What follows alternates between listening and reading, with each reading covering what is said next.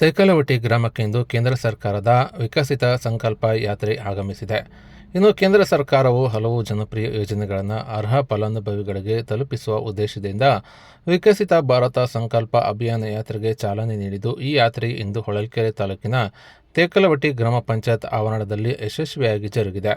ಇನ್ನು ಗ್ರಾಮ ಪಂಚಾಯತ್ ಅಧ್ಯಕ್ಷೆ ರಾಧಮ್ಮ ಮಂಜುನಾಥ್, ಕಾರ್ಯದರ್ಶಿ ಶಿವಪ್ರಸಾದ್, ಜಿಲ್ಲಾ ಪಂಚಾಯತ್ ಮಾಜಿ ಸದಸ್ಯರಾದ ಶಿವಮೂರ್ತಿ, ಹೊಸದುರ್ಗ ಎಸ್ಬಿಐ ಬ್ಯಾಂಕಿನ ಆರ್ಥಿಕ ಸಾಕ್ಷರತಾ ಕೇಂದ್ರದ ಮುಖ್ಯಸ್ಥ ಮಧುಸೂದನ್, ಬ್ಯಾಂಕ್ ಆಫ್ ಬರೋಡಾದ ಮ್ಯಾನೇಜರ್ ವಿಜಯಲಕ್ಷ್ಮಿ, ಕರ್ನಾಟಕ ಗ್ರಾಮೀಣ ಬ್ಯಾಂಕ್ ವ್ಯವಸ್ಥಾಪಕರಾದ ಟ್ಯಾಗೋರ್, ರೈತ ಮುಖಂಡರು ಮತ್ತಿತರರು ಭಾಗವಹಿಸಿದ್ದರು.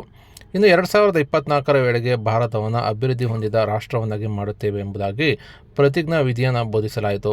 ಇನ್ನು ಆರೋಗ್ಯ ಇಲಾಖೆಯಿಂದ ಗ್ರಾಮಸ್ಥರ ಆರೋಗ್ಯ ತಪಾಸಣೆ ಸಹ ನಡೆಸಲಾಯಿತು. ಇನ್ನು ಹೊಸದುರ್ಗ ಎಸ್ಬಿಐ ಬ್ಯಾಂಕಿನ ಆರ್ಥಿಕ ಸಾಕ್ಷರತಾ ಕೇಂದ್ರದ ಮಧುಸೂದನ್ ಮಾತನಾಡಿದ್ದು, ಭಾರತ ದೇಶವನ್ನು 2042ರ ವೇಳೆಗೆ ಅಭಿವೃದ್ಧಿ ಹೊಂದಿದ ರಾಷ್ಟ್ರವನ್ನಾಗಿ ಮಾಡಬೇಕೆಂಬುದು ನಮ್ಮ ರಾಷ್ಟ್ರೀಯ ನೇತಾರರು ಕನಸಾಗಿದೆ.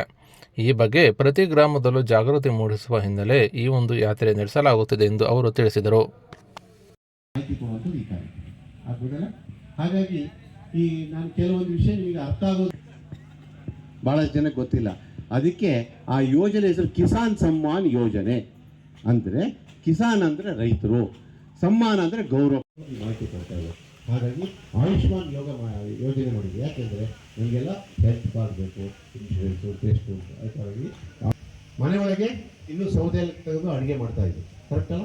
ಅವಾಗ ಮುಂಚೆ ಏನಾಯ್ತು, ಸೀಮೆಣ್ಣೆ ಬಂತು, ಸೀಮೆಣ್ಣೆ ನಿಂತೋಯ್ತು. ಇವತ್ತವರೆಗೂ ಗ್ಯಾಸ್ ತೊಗೊಂಡಿಲ್ಲ ಅಂದರೆ ಸರ್ಕಾರ ಉಜ್ವಲ ಯೋಜನೆ ಒಳಗೆ ನಿಮಗೆ ಅಂದರೆ ಫ್ರೀಯಾಗಿ ಉಚಿತವಾಗಿ ಗ್ಯಾಸ್ ಸಿಲಿಂಡರ್ ಕೊಡುವಂಥ ವ್ಯವಸ್ಥೆ ಮಾಡಿದೆ. ಹಾಗಾಗಿ ನಿಮ್ಮ ದಾಖಲಾತಿಗಳನ್ನ ಆಧಾರ್ ಕಾರ್ಡು, ನಿಮ್ಮ ರೇಷನ್ ಯೋಜನೆಯಲ್ಲಿ 2,000 ರೂಪಾಯಿ ಆಗ್ತಾ ಬಂದಿದೆ. ಉಜ್ವಲ ಯೋಜನೆ ಅಂತೇಳಿ ಗ್ಯಾಸನ್ನು ನೀವು ಹೆಣ್ಮಕ್ಳು ಅನ್ಕೊಳ್ಳಿ, ದಯಮಾಡಿ ಯಾವುದೇ ಸರ್ಕಾರ ಸ್ಕೀಮು ಇಂಪ್ಲಿಮೆಂಟ್ ಆಗ್ತಿಲ್ಲ. ನಮ್ಮ ಬ್ರಾಂಚ್ ಅಲ್ಲ, ಇಡೀ ನಮ್ಮ ಜಿಲ್ಲಾ ಪಂಚಾಯತಿಯಲ್ಲಿ ನಾವು ಅದು ನೋಡಲ್ ಅಧಿಕಾರಿಗಳಿಗೆಲ್ಲ ಅದೇ ಆಗ್ತಿದ್ದೆ. ಬೇರೆ ಯಾರು ಸೂರಿಬಿಟ್ಟಾರೆ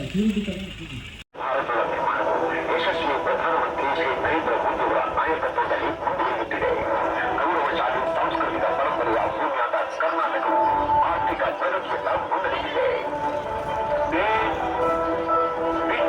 भारत के लक्ष्य को लेकर विकास के रास्ते पर तेजी से आगे बढ़ रहा है.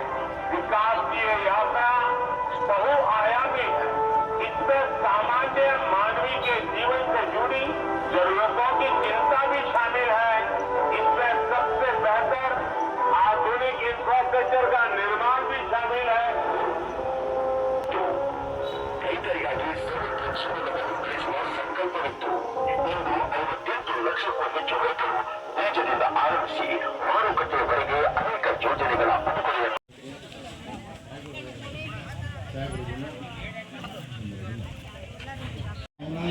ಕಷ್ಟಗಳ ಸುಮ್ಮನೆ ಕಣ್ಣು ರಾಜಶೇಖರಪ್ಪರು ನಿಮಗೆಲ್ಲ ಮಾರ್ಗದರ್ಶನ ಮಾಡಿದ್ದಾರೆ. ನಾವು ತುಂಬ ಆಭಾರಿಗಳು.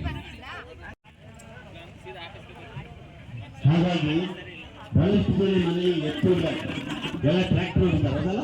ಹಾಗಾಗಿ ಏನು ಮಾಡಿದ್ದಾರೆ, ಟ್ರ್ಯಾಕ್ಟರ್ ಕೆಲಸ ಹೊರತು ಹಾಗೆ ಇದು ಮೂಲಕ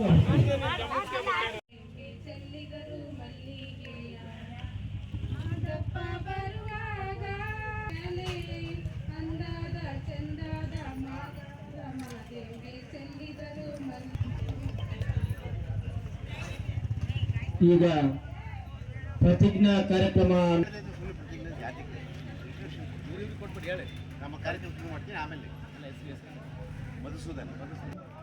ಆರ್ಥಿಕ ಸಲಹೆಗಾರರು ತಾವುಗಳು ಅವರು ಕೆಲವೇನೋ ಸಲಹೆಗಳನ್ನು ಸೂಚಿಸ್ತಾರಂತೆ. ದಯಮಾಡಿ ಎಲ್ಲರೂ ಶಾಂತ